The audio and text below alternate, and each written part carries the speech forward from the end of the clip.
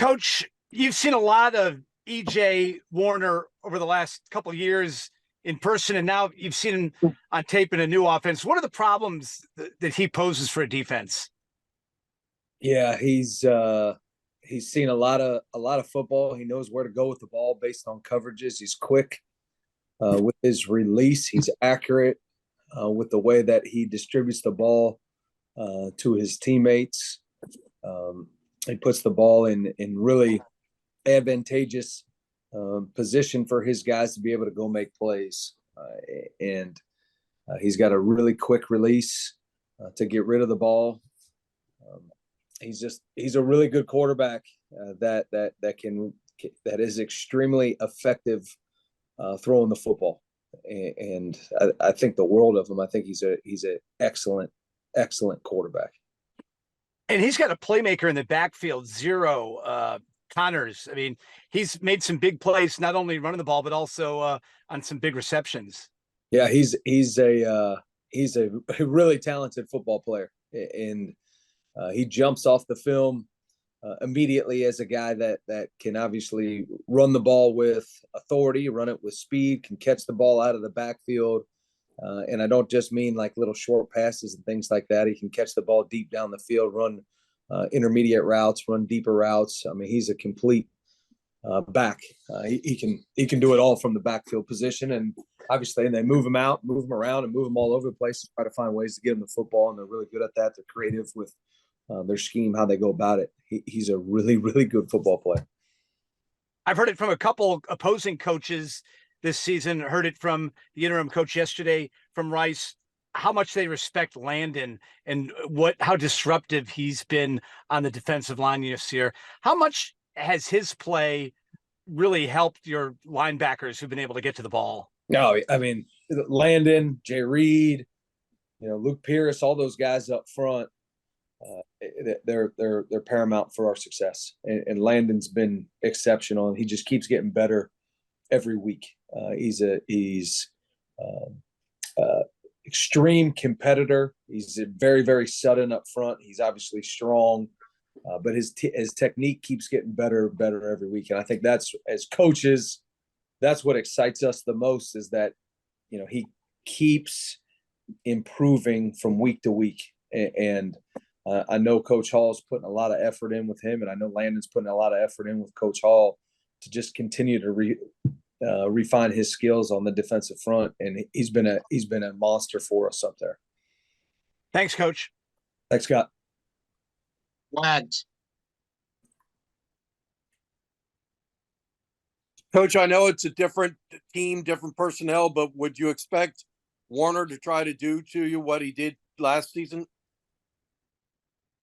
Well, I think he's an exceptional football player that is very, very talented, and he's got a lot of good skill around him. He's got a good offensive line, running backs, tight ends, receivers, all those things. We know we've got a monumental challenge in front of us in terms of what they've been able to do when he plays for them. And he's a better player than he even was last year when we played him. So we know we've got to be at our best on Saturday.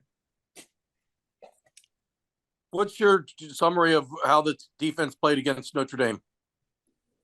Yeah, I thought we beat ourselves quite a bit, and I thought there was some good things on tape and some things that were just really uncharacteristic, head scratching things. Obviously, you play a team the caliber of Notre Dame, you've got to play really clean, excellent football, and there were instances where we did do those things, and then there was too many instances where we did not, and we've got to eliminate those from our repertoire for us to get better this week and to be able to achieve what we need to achieve on Saturday. So my friend Mike James, who does the video breakdowns on Rivals, said he was watching Rice film, and he says he doesn't understand how this team hasn't won more games. In terms of their offense, do they look better than what the results might indicate? Yeah, they're really good. They are a very, very good offense. And I think just football team in general, the more you watch them, the better and better they get. And offensively, they've got a very challenging scheme, and they've got really good players. Obviously, quarterback wise, for them to potentially be getting him back this week, obviously is big for them. I don't see I don't see a football team out there with a losing record. I literally see a really, really good football team and an explosive team that's made big plays, been really in about every game that they've played all season long. You started Matthew Reyes at defensive tackle against Notre Dame. He's the third different player to start at that position. A, what did Reyes show you to earn the starting job? And B, why is no one able to seize that position yet? Yeah, going into the season, we knew losing Clay would be big, and we needed to have multiple guys be able to play that position. And for us to get the productivity that we got from Clay, you can't quite put that just on one guy's shoulders.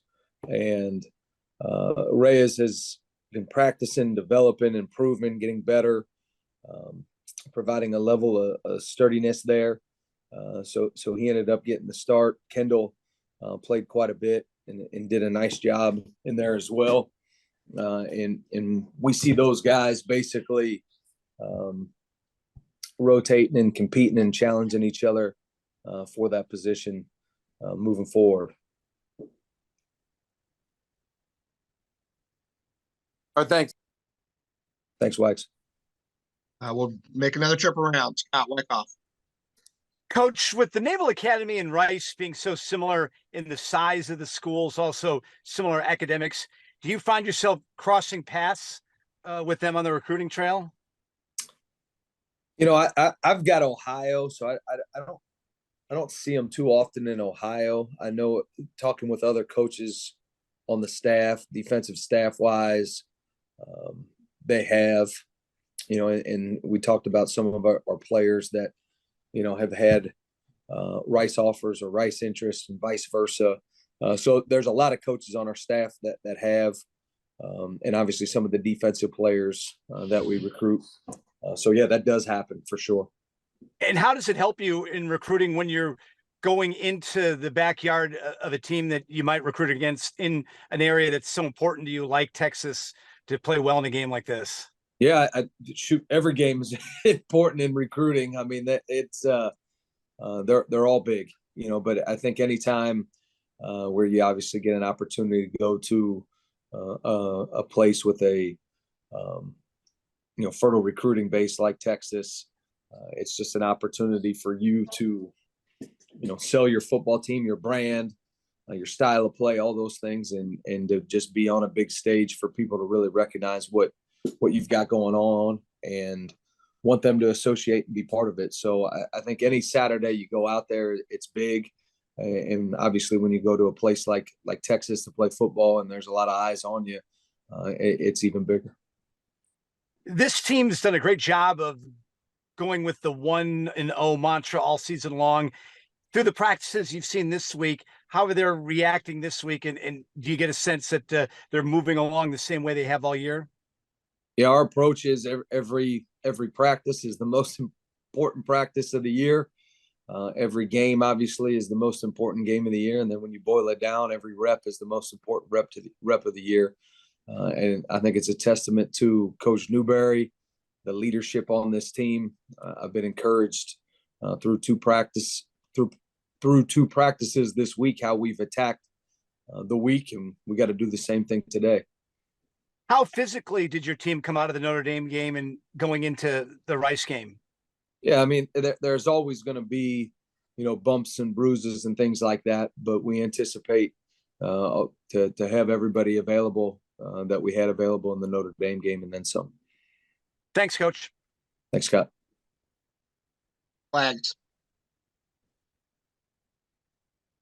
I think I noticed early in the second half that Allen was in the game in the defensive backfield. Bryce Allen, I hadn't seen him yet this season in terms of on defense. He may have played special teams. What is he as guy that's ascending the depth chart?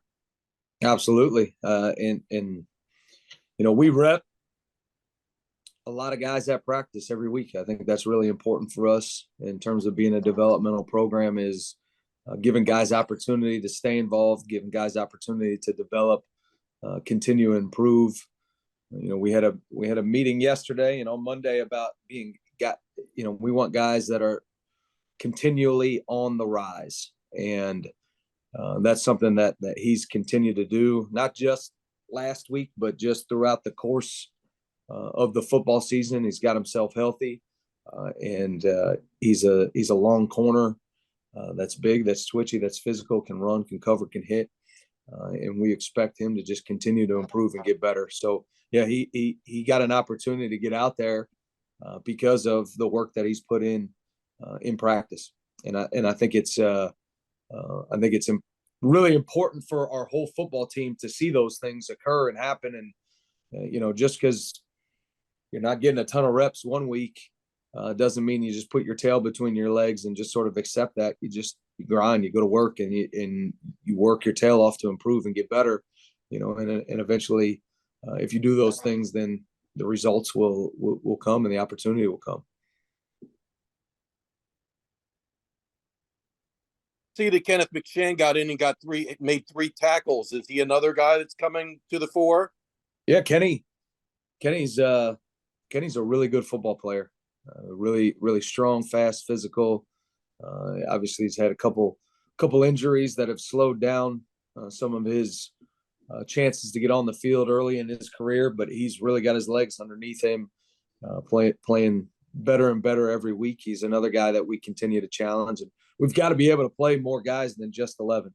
I think that's really critical for our success, on Saturday, and then moving forward is we've got to be able to play multiple guys at positions, and there can be no drop off. When they're out there, they're a starter. But I really believe Kenny's best football is ahead of him. We'll continue to challenge him, and he'll continue to get opportunities as he works his way up the depth chart through the way he practices and prepares.